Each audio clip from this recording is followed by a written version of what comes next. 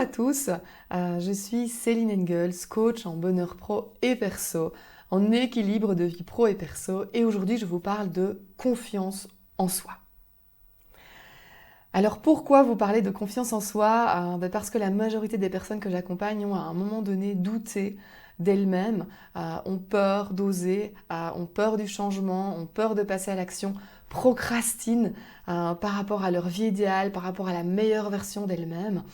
Et du coup, la confiance en soi, si vous voulez, est un des moteurs pour pouvoir avancer vers votre vie idéale, avancer vers votre équilibre pro-perso, avancer vers cette vie, votre vie, et ne plus du coup subir la vôtre. Alors aujourd'hui, je vous parle de 3 stratégies pour pouvoir booster votre confiance en vous. Si ça vous intéresse, écoutez la vidéo jusqu'au bout. Je vous invite déjà à vous abonner à cette chaîne pour pouvoir recevoir les prochaines vidéos sur des sujets autour du développement personnel, mais aussi de l'équilibre vie pro et perso, et évidemment comment mettre plus de bonheur dans votre vie. Alors qu'est-ce que la confiance en soi? La confiance en soi, finalement, c'est la capacité de croire qu'on a les compétences pour réussir tout ce que l'on entreprend, ou en tout cas réussir dans des situations spécifiques. La confiance en soi fait partie de l'estime de soi. Donc l'estime de soi a 3 grands piliers: la confiance en soi, l'amour de soi et l'image de soi. Donc forcément, l'estime de soi, c'est le sentiment d'être porteur de valeur, donc c'est avant tout un ressenti, comme la confiance en soi d'ailleurs, qui est un ressenti aussi. Et donc c'est ce ressenti, cette croyance finalement, qu'on a les capacités de réussir dans des situations spécifiques.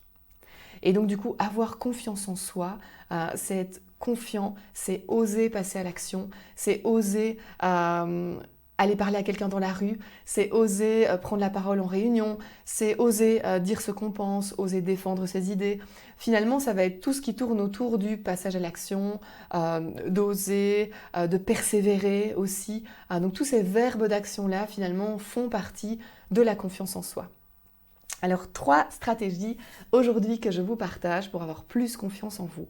La première chose, c'est déjà de définir clairement et précisément la personne confiante que vous voulez être.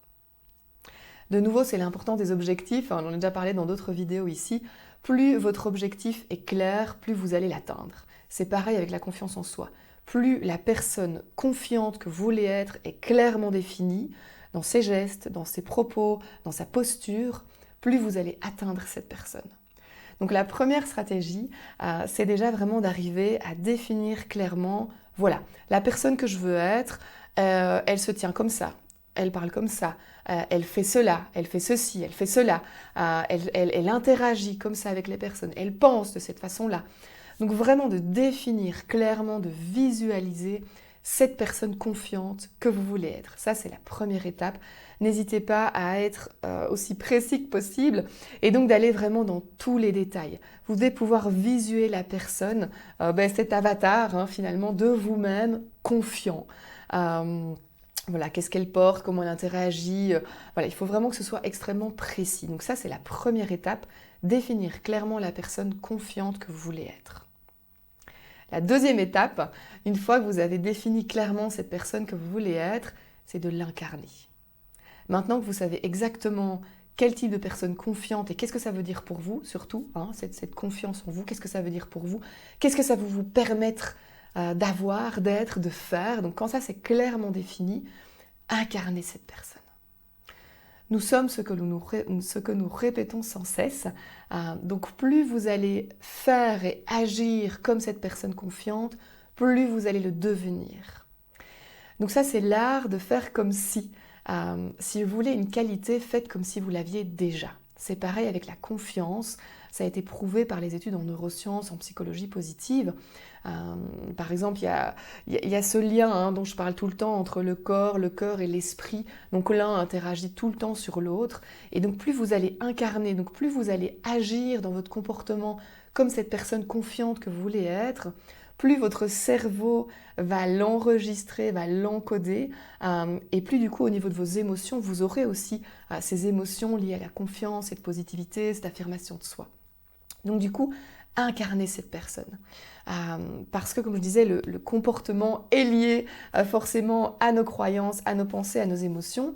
Et donc les études en psychologie positive, par exemple, prouvent que le fait de sourire, donc au niveau du comportement, vous changez votre comportement, ça change votre état d'esprit, parce que le fait de sourire, vous avez des pensées plus positives et donc des émotions plus positives. C'est pareil avec la confiance.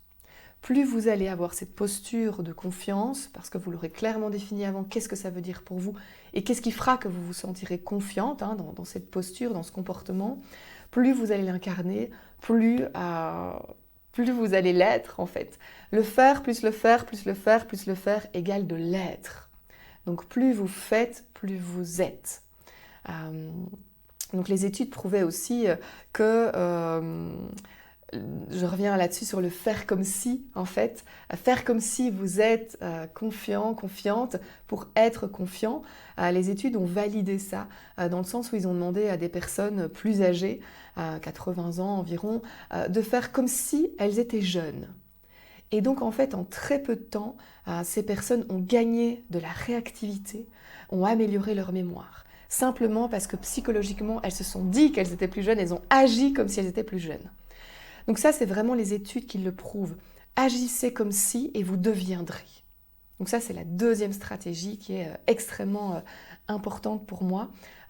Les neurosciences aussi disent, je vous l'ai déjà dit, les neurosciences disent on tend à être ce que l'on croit qu'on est. Donc plus vous agissez, plus vous pensez que vous êtes, plus vous êtes. Voilà, donc ça c'est la deuxième stratégie.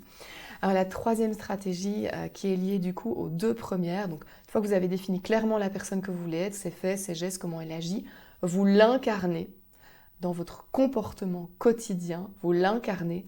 Et donc du coup, la troisième clé qui est liée au fait qu'on tend à être ce que l'on croit qu'on est, c'est de changer du coup vos croyances par rapport à ça. Plus vous allez enregistrer dans votre cerveau que vous êtes une personne confiante, plus vous allez l'être. Donc au-delà du comportement, c'est vraiment au niveau de vos croyances. Alors les croyances font partie de notre cadre de référence. Le cadre de référence, c'est toutes nos expériences passées, notre culture, ce qu'on nous a dit, les feedbacks qu'on a reçus, l'enseignement, nos expériences de vie. Et donc notre cadre de référence est utile parce qu'il nous permet d'avancer, mais en même temps il nous limite. Donc l'idée c'est aussi, pour être cette personne confiante que vous voulez être, c'est d'oser sortir de votre cadre de référence et donc de changer vos croyances par rapport à vous-même, par rapport à l'identité que vous avez aujourd'hui. Et donc, pour changer vos croyances par rapport à ça, donc les croyances se renforcent inconsciemment, tout le temps. Ça veut dire que si je crois que je n'ai pas confiance en moi, dès qu'on va me regarder de travers, on dira « Ah oui, c'est normal, j'ai pas confiance en moi ». Dès qu'on va me poser une question que je ne saurais pas répondre, je vais me dire « Ah ben oui, c'est normal, j'ai pas confiance en moi ». Donc tous les faits et gestes de la vie quotidienne viennent renforcer vos croyances limitantes, mais aussi vos croyances positives et aidantes. Et donc du coup, c'est d'inverser la vapeur par rapport à cette notion de confiance en vous. L'idée, ça va être de créer des actions quotidiennes, donc ça on l'a déjà vu avec le comportement, mais créer, si vous voulez, des faits qui vont venir créer, et en même temps les lister, je vais vous expliquer, qui vont venir changer votre croyance et renforcer la croyance que vous êtes confiant. Alors la première étape dans cette stratégie de changement de croyance par rapport au fait que vous êtes confiant, c'est de lister toutes vos grandes, mais aussi toutes vos petites victoires. Parce qu'en fait, il y en a plein. Si vous êtes déjà là où vous êtes aujourd'hui, c'est que vous avez déjà fait du chemin, vous avez déjà osé, vous avez déjà réussi, vous avez déjà entrepris, vous avez déjà persévéré, sinon vous ne seriez pas là aujourd'hui.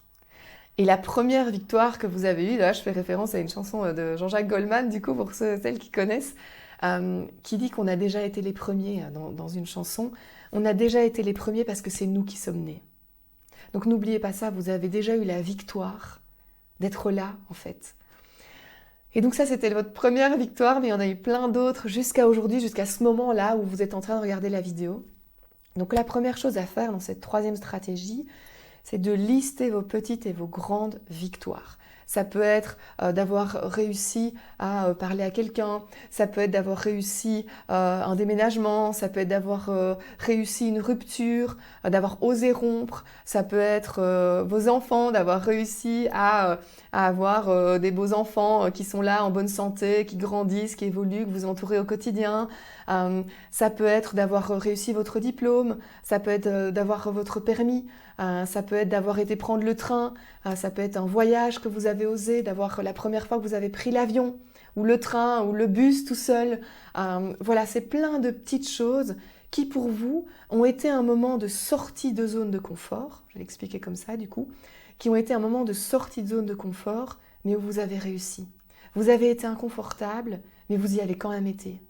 Et vous avez réussi à prendre votre ticket de bus, à parler à un inconnu, à parler devant plusieurs personnes, à prendre la parole devant des personnes que vous ne connaissiez pas, à avoir donné une conférence, à avoir pris l'avion, à avoir pris le train, à avoir déménagé, à avoir envoyé un SMS à une personne qui vous tenait à cœur et vous aviez envie de lui dire ce que vous pensiez. Voilà, toutes des choses comme ça, où vous avez fait cette sortie de zone de confort, vous avez été dans votre zone d'apprentissage du coup, pour finalement atteindre votre zone de génie. Toutes ces actions-là, ces moments-là, listez-les. Plus il y en a, mieux c'est. Et donc, dans cette troisième stratégie de changer vos croyances par rapport à votre confiance en vous, c'est vraiment de relire, d'intégrer, de mémoriser, de vous souvenir au quotidien de tout ce que vous avez déjà réussi. Parce que ça prouve que vous avez confiance, que vous avez les capacités de réaliser des choses dans des situations spécifiques, de faire des choses qui vous tiennent à cœur. Vous l'avez déjà fait. Dans mon métier d'assesseur, parce que parallèlement j'évalue les compétences et je développe les compétences en entreprise, donc en tant qu'assesseur, on utilise du coup cette méthode d'entretien structuré qui permet, si vous voulez, d'aller questionner le passé pour voir comment la personne va se comporter dans le futur. Et donc ici c'est pareil, allez questionner votre passé pour avoir cette valeur prédictive. Le passé est la meilleure valeur prédictive du futur. De un, parce qu'on peut reproduire le comportement parce qu'on l'a déjà eu, ou parce qu'on peut l'améliorer parce qu'on l'a déjà vécu. Donc allez questionner, évaluer votre passé et capitaliser dessus pour renforcer votre croyance que vous avez confiance en vous, que vous pouvez le faire, que vous pouvez oser, que vous avez cette capacité de réussir dans des situations spécifiques, de réaliser vos rêves, de faire ce qui vous tient à cœur. Voilà, donc je récapitule les 3 stratégies pour booster votre confiance en vous. La première, définir clairement la personne que vous voulez être, aussi précisément que possible. La deuxième, d'incarner au quotidien cette personne pour qu'elle se renforce dans votre comportement, pour du coup renforcer votre croyance, qui est la 3e stratégie, de changer vos croyances et de créer des croyances aidantes et positives par rapport au fait que vous êtes confiant, que vous pouvez, que vous avez les capacités de réussir dans des situations spécifiques. Voilà, ces 3 stratégies sont clés pour booster votre confiance en vous et être la personne confiante et rayonnante que vous pouvez être, parce que vous pouvez l'être. Si vous avez aimé du coup cette vidéo, je me répète, n'hésitez pas à vous abonner à la chaîne, à la partager, à mettre un commentaire si ça vous a aidé, parce que du coup c'est en faisant vivre la chaîne, en likant, en vous abonnant, que du coup cette chaîne pourra vivre dans les méandres du digital. Donc voilà, merci beaucoup. N'hésitez pas à télécharger mon guide qui est ci-dessous aussi, un guide pour aligner votre vie pro et perso. Abonnez-vous, comme ça je vous partage régulièrement des conseils pour un mieux-être, pour cette liberté d'être et d'épanouissement. À très bientôt.